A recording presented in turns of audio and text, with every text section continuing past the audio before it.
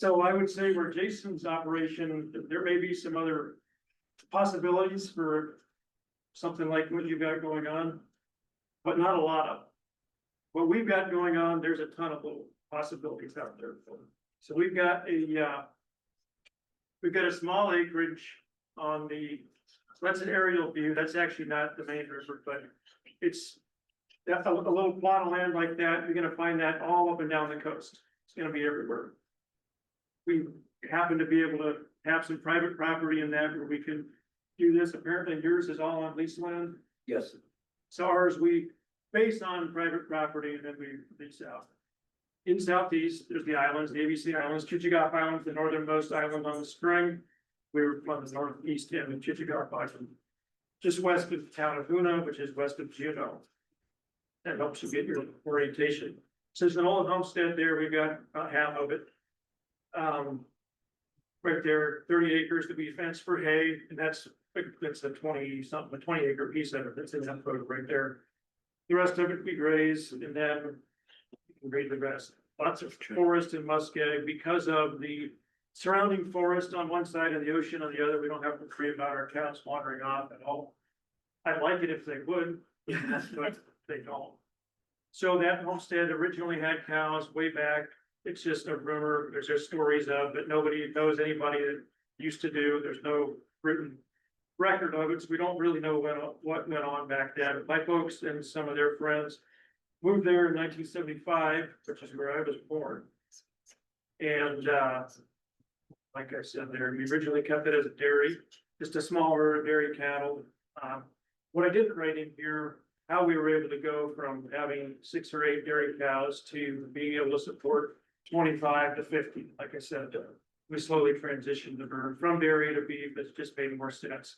I was just telling you all this morning, we got into the dairy thing when I was a kid. We were trying to do high performance milk cows. We got into select sires doing AI, and the goal was to get 100 pounds of milk a day out of these cows, which is fun, you know, if that's what your thing is. But every race car needs a crew pit to keep it going, and we were not a very good crew pit. There's no vets around, so we had trouble. So we started putting multi-purpose breeds and beef feed breeds back into our cows. Made the job a lot easier for us. We didn't have near the mastitis problems that we were dealing with if we weren't doing everything just right. And the animals are just heavier, tougher, and we sell beef. I do think the most I've sold in 1 year is 22 cows, and all over Southeast. Most of them go to Juneau. That's where the population center of Southeast is, but we do sell from Gaines down to Ketchikan. Logistical challenges. So what limits our herd is feed.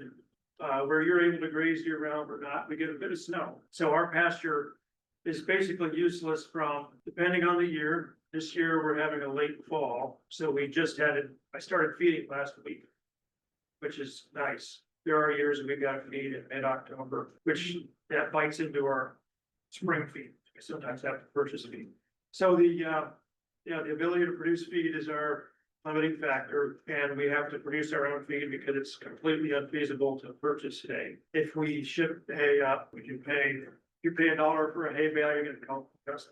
It's going to cost you $2 more to get it there, which not to any farmer, that doesn't work. And okay, so the ability to bring in hay is not there. And probably the biggest limiting factor for us is getting our soil's pH as far as what we can produce on the ground. I'd like to talk to some of the other people in this conference about this, is getting our soil pH accurate for where it needs to be. We have very acidic soil. First off, we're entirely surrounded by conifer forests. We're on the river delta of a highly acidic river. These are just sloughs. I don't think I've got any photos of what's called Deep Creek, but it's a, decent sized body of water. So that's bringing tannic acidic water down from the hills. And so everything we've got it's pretty acidic. So to combat that, we've got to use lime, and it's extremely expensive to bring lime in. We've just never been able to do it at that scale. We can do it at garden scale, but not covering acres and acres. Something we haven't been able to face other than planting hayseed that handles that acidic. What we found is white clover and meadow barley grass and timothy are the 3 things that seem to do okay at our pH level. Now, if you can sweeten it up a little bit, all three of those do even better, and then other things grow. So that's probably our biggest challenge there as far as soil amendments. We don't sell much locally. We can, get rid of most of our animals in Juneau, like I said. There's no local slaughter facility, so I've got to do that myself, and it's got to be a live animal sale. It's a kind of a big gray area. We try to make everybody happy as far as people that want to look in on what we're doing. And there might be some answers to questions you may have on that, as far as factors that affect what we do. Just photos after that. So we live in a muddle. Originally, we had like 6 dairy cows. That's all we could cut hay for. We cut, in fact, I grew up cutting hay with a horse. The sickle bar mower, it's really, really romantic. Walking along behind the horse, smelling it fart, listening to the sickle bar mower go. That's the only sound you hear, We have meadowlarks, we hear meadowlarks, but we picked it up by hand pitched it into a wagon after it dried and.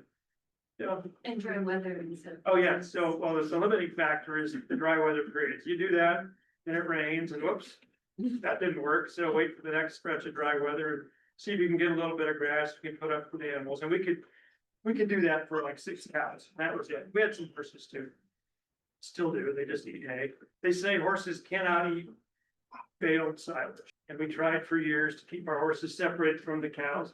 We've got horses now, they're Norwegian fjord, so they're a little dumb and a little tough. They've been living on baled silage for like 20 years, so, there's at least 3 that fuck the rule.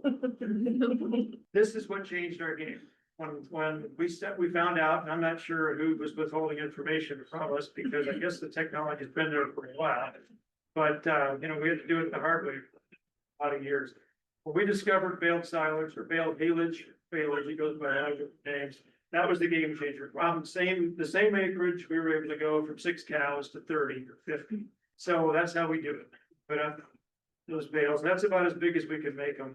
If we go bigger than that, they get too heavy and they squash themselves. They're actually kind of heavy. Those are about 1,000 pounds a piece. It actually lightened our load a lot. We're putting up 10 times the hay, and there's no handwork. Because it's all heavy, you can do it all with machine. Slave labor, yeah. If you don't have kids, this is not gonna work for you. It's like you said, you cannot pay anybody to do what you gotta do. And so we're running into a problem now. Our kids are wisely getting out. We're having to do a little more of the slave labor ourselves. What they're doing right now, actually, the reason I included this photo, we don't just wrap, we get partially wrapped like this in case anybody else finds themselves in this predicament. In the winter, when this bale freezes, you unwrap it and try to feed it to your cow. You've got strings in there and you cannot get them out. So we partially wrap, then we go up there and we cut the strings. While the plastic is holding the bale together, we cut the strings and spend the next 2 or 3 minutes trying to find those strings and pull them out. But it's time well spent, because at feeding time, you just cut the plastic and the bale's free. Well, that's just last week. That's my first day of feeding. There we go. Hay, I can give you an accurate number. We cut 30 acres of hay. Grazing depends on what the tide's doing. These cows wander probably, I've tried to figure it out on area maps, but it's maybe 300, 400 acres of grass that they can cover. And a lot of it's covered by the tide. Was anybody in on the grass to kelp presentation a little bit ago? He was talking about the mineral deficiencies and things in Alaska soils. We have found, so I feed as a mineral supplement. We've done blocks, we've done salts, we've done a variety of things. I think it seems to work best for us, and I really like. It's a Purina product called Purina Wind and Rain. It's a granulated, you just dump it out in a drop and they eat what they want. From probably April or May in the spring until late fall, October sometime, they will not touch that stuff. But that's the period of time where they're out eating, they're ranging out and on the shoreline and eating beach grass. While they're ranging and eating beach grass, they don't want to touch any, they won't touch the mineral. But as soon as they get off of that, move upland, all that stuff dies pretty early. There's still some, so like our hay pasture, we allow them to graze that after we cut it. So that's what they're in, and that's their later season pasture. Once they get into that, then they go right into the mineral. So obviously they're getting something out of that beach grass and kelp, whatever they need that satisfies their mineral needs. Yeah, our cattle regularly hit the kelp beds as well, following Yeah. high tides, but I can't tell you why or when. They just Right. do it when they want to do it. Yeah, Do either of you guys have any issues with bears, predation? Not really. In all reality, it's a very minimal part of it. I mean, there's bears that swim from Kodiak out there, but they largely are there. We bury 150 to 200 worth of carcasses every year on that island for the state agreement with our lease. And I was completely concerned that that would be a challenge for us. And it has not been a challenge. I've literally had one bear dig a hole in a dead pit over 12 years ago. So we don't have much of a bear issue. We got tons of bears. In fact, a portion of Chichagof Island we live on northeast Chich has got, as of last count, the densest ground bear population in the world. Oh, wow. More so than Kodiak, more so than Emerald. So we see bears all the time and they don't really kill the animals. The cows are usually together. I think, the ones that we have lost are cows that are calving. Maybe there's a cow that goes off or a young heifer that's having trouble calving. And we don't know that because we've never seen them in the act. We've just found the bear eating the cow. And okay, we don't know how this happened, but they're chewing on it. That may or may not come from the bear. We do have bears that do like to eat on the carcasses after the case, but it doesn't seem to condition them. We've always been worried that that would condition them, but our bears they'd rather eat grass, I guess, fish. I do know people on the mainland, someone down in Petersburg, west or east of Petersburg on Point Agassiz. There's somebody there that is interested or asking me about that. They had cows there and they finally gave up on it because of the wolves. So they had horrible trouble with wolves eating bears or eating the cows. And east of us is a little town of Gustavus, the mouth of Glacier Bay National Park, same thing for them. They tried cows there and the wolves was Bigfoots for them. What kind of cows do you both bring? So we started out with Holstein, and as you can see, that one is leaning heavily on the Holstein. So we bred in after we got tired of being veterinarians. My mom's a nurse. She applied her nursing skills to animals, and I had to learn a bit of it myself.